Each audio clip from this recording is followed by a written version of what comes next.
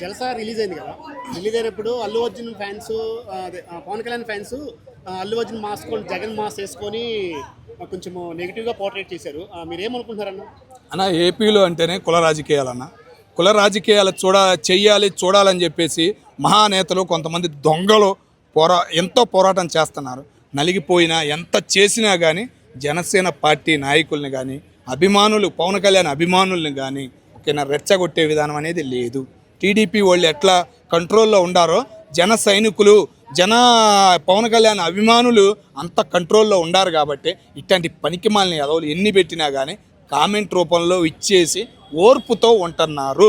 కాబట్టి ఏమి జరుగుతాయని మనం బాధపడాలి. వాళ్ళు ఎన్ని పనికిమాలిన ఎదవలు చేసినా ఓకేనా. ఒక్కటి బాధ ఏంటంటే అల్లు అర్జున్ గారు, అల్లు అరవింద్ గారు వాళ్ళ ఫ్యామిలీని లాగుతున్నారు ఓకేనా. అది పిఠాపురంలో ఏదో ఫంక్షన్కి వెళ్ళిన దాని నుంచి ఇప్పుడు దాకా ఆయన వదిలిపెడతారు. పుష్ప 2లో ఎంత నలిగిపోయాడో ఆయన మేము చూసాం. అల్లు అర్జున్ ఎంత బాధపడ్డాడో అల్లు అరవింద్ గారు మేము చూసాం. ఎందుకంటే ఆయన పోలీస్ స్టేషన్కి రావటం, వాళ్ళ నాన్నగారు అక్కడ ఆయన బాధని మేము అనేది చూసాం.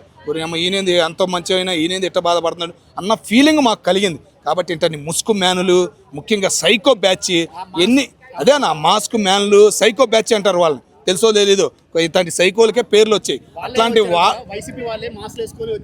అన్న వైసీపీ మీద కూడా నెడతానికి లేదు. ఎందుకంటే వైసీపీలో అంత ఆలోచనలు ఉన్నవాళ్ళు ఎవరు లేరు. ఇప్పుడు జగన్మోహన్ రెడ్డి గారికి 258 మంది సలహాదారులు ఉండేవాళ్ళంట, ఇప్పుడు 70 మందే ఉండారంట.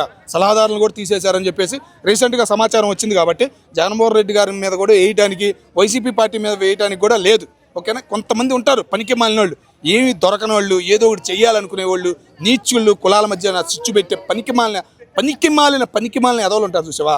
అట్లాంటి ఎదవలు చేసే పనులు కంపల్సరిగా వీటి మీద కూడా చర్యలు తీసుకోవాలి కోరుకుంటున్నా. పవన్ కళ్యాణ్ ఫ్యాన్స్ని కోరుకుంటున్నా, జనసేన కార్యకర్తలని కోరుకుంటున్నా.